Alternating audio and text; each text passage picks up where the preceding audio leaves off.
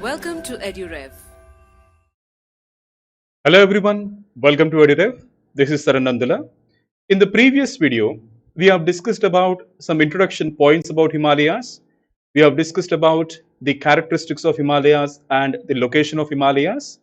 Now, in this video, we are going to discuss about the origin of Himalayas or the formation of Himalayas. So let's just begin. Now, this first point is very important. The Himalayas are the result of collision between the Indian plate and the Eurasian plate. Now, for you to understand the meaning of this, there are some topics we have to understand first, and then we can start discussing about the origin of Himalayas. Now, this is the Indian plate which is highlighted, and this is the Eurasian plate. Now, what are these plates? The entire lithosphere, okay, the entire lithosphere of the Earth is broken down into multiple tectonic plates. First, let us try to understand the meaning of lithosphere, and then let us come back to this. So, the lithosphere is the layer that includes the crust and the uppermost portion of the mantle. This layer is about 100 km thick, and it has the ability to glide over the rest of the upper mantle. Now, we know that the interior of the Earth is made up of three layers. First, we have the crust, second, mantle, and the last, core. Now, core can be divided into two parts again. The outer core, which is liquid, and the inner core, which is solid. Okay? So, the interior of the Earth, like concentric shells we have, the outermost shell is crust. Next, you have mantle, which is around 2,900 kilometers thick. And inside, we have the outer core, which is liquid. And then you have the inner core, which is solid. Clear? Now, what is lithosphere? So, lithosphere is marked here. The first 100 kilometers is lithosphere. So, lithosphere consists of the crust and the uppermost portion of the mantle. Now, lithosphere is solid. So, this is one thing which is very important. You have to keep this in mind. So, lithosphere is solid. Now, below lithosphere, you have a layer called asthenosphere.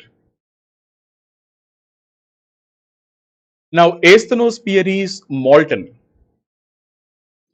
So, due to the high temperature which is found there, the material present there is molten. When you say molten, it is semi-solid. Clear? So, let me just repeat this one more time. The top 100 kilometers is lithosphere and it is solid. Now, below lithosphere, you have a layer called asthenosphere, which is molten or semi-solid. Now, it is molten because the temperatures are very high. So, such high temperatures will melt the rocks that are present there. So, asthenosphere is molten and asthenosphere is plastic. So, what do you mean by plastic? The material there is semi-solid and it can be stretched, it is elastic and it can be deformed. It can be converted into any shape or any form. So, that is the reason we are calling it as plastic. Clear? Now, I hope you understood the meaning of lithosphere. It's actually very simple. Lithosphere is nothing but the first 100 kilometers of the Earth is lithosphere. Starting from the surface, the first 100 kilometers is lithosphere, and lithosphere is solid. And beneath the lithosphere, you have a layer of, molten material, which is called asthenosphere. Clear? Now, let us come back to this. The entire lithosphere is broken down into multiple tectonic plates. Okay? So we know that the lithosphere is solid, right? So this solid lithosphere is broken down into many tectonic plates. Now some tectonic plates are major. So Eurasian plate, African plate, Indo-Australian plate, Pacific plate, South American plate, North American plate, all these are major or large tectonic plates. We also have minor tectonic plates or smaller tectonic plates. So you have the Philippines plate, Indian plate, Arabian plate, Caribbean plate, Cocos plate, Nazca plate, Scotia plate, all these are minor tectonic plates.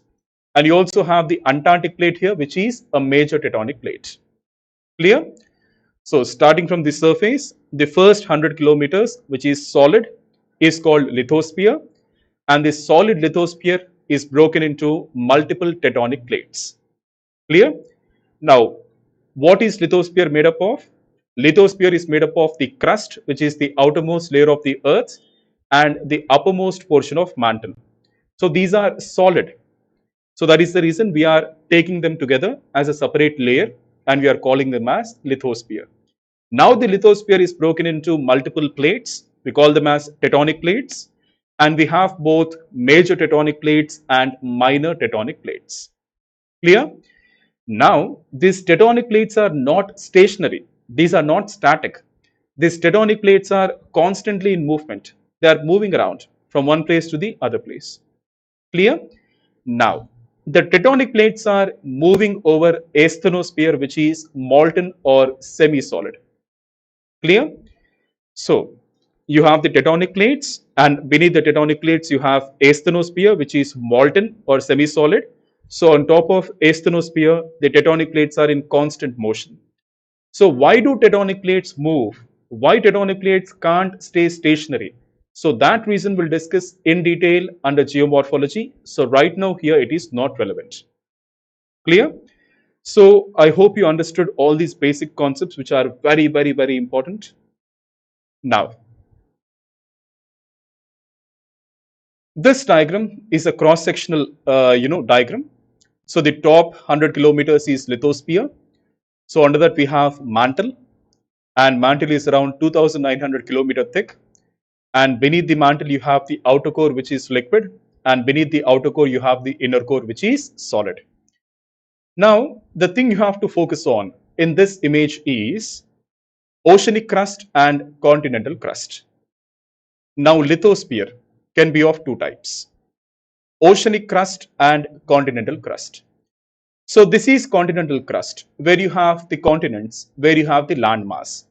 And this is the oceanic crust, where you have the ocean, and underneath the ocean you have the oceanic crust. Clear, right? Now, let us go back to this image. Now the entire lithosphere is broken into multiple tectonic plates. This we already know. Some tectonic plates have only continental crust, some tectonic plates are purely oceanic crust, and some tectonic plates have both continental crust as well as oceanic crust. For example, here, look at Pacific plate, it is purely oceanic crust. Now, just look at Eurasian plate here, it is mostly continental crust. It also has some parts which are oceanic crust, but it is mostly continental crust. Clear? So the concept is very simple. The lithosphere is of two types: oceanic crust and continental crust. When you say continental crust, it is made up of the continents or the landmass. And when you say oceanic crust, it has ocean, and beneath the ocean we have the ocean floor, right? That is nothing but the oceanic crust. Clear? So I hope these concepts are simple and clear. So just keep one thing in mind: lithosphere, it is broken down into tectonic plates. Tectonic plates are of two types: major tectonic plates, or the larger ones, and minor tectonic plates, which are smaller ones. Okay? And the tectonic plates are in constant motion on top of asthenosphere, which is molten or semi-solid. Now, just look at this image for the sake of clarity. So the top 100 kilometers lithosphere, beneath that you have plastic asthenosphere. So this is the oceanic crust, and this is the continental crust. So just ignore the word sedimentary deposit here. It is not relevant to our current discussion. So clear, right? Now proceeding further. Now around 250 to 200 million years ago, we don't know the exact date. We cannot determine the exact date. So that is the reason we take a date range. So somewhere between 250 to 200 million years ago, all the landmass on planet Earth was combined together to form one single continent, one super mega continent. It was called Pangaea. Now the meaning of Pangaea means all Earth, or sorry, all of the landmass on Earth. Now this Pangaea was surrounded by a mega ocean. It was called Panthalassa. So the word Panthalassa means all of the water. Clear? So Pangaea means all of the land, and the Pangaea was surrounded by a mega ocean called Panthalassa, which means all of the water or all of the ocean. Now, this is how Pangaea looked like. And just keep in mind the name of Tethys Sea here. Okay, so just keep in mind the word Tethys Sea and the location of Tethys Sea, because that is very important to us when we discuss about the formation of Himalayas. Clear? So this is how the earth existed, or I can say the landmass on the earth existed somewhere between 250 to 200 million years ago. Now we know that the tectonic plates are in motion. The tectonic plates are not stationary, they are in motion. So eventually Pangaea broke up into two parts. The northern part is called Laurasia and the southern part is called Gondwana. Clear? So again Tethys Sea is here. Now these land masses further broke up into individual parts because the tectonic plates are in constant motion. Okay, so this is how they look like eventually. Now what happened here? The Indian plate, it started drifting in this direction and it collided with the Eurasian plate. Okay, so somewhere between 50 to 60 million years ago. So we don't know the exact date. So this is the date range, rough estimation. So somewhere between 50 to 60 million years ago, the Indian plate drifted and collided with the Eurasian plate due to the movement of tectonic plates. Clear? Now, so I hope you understood this video. I hope you understood all the concepts we discussed in this video. These are like the foundation concepts, basic concepts. If you don't have clarity in this, the next video will not be clear to you. Okay.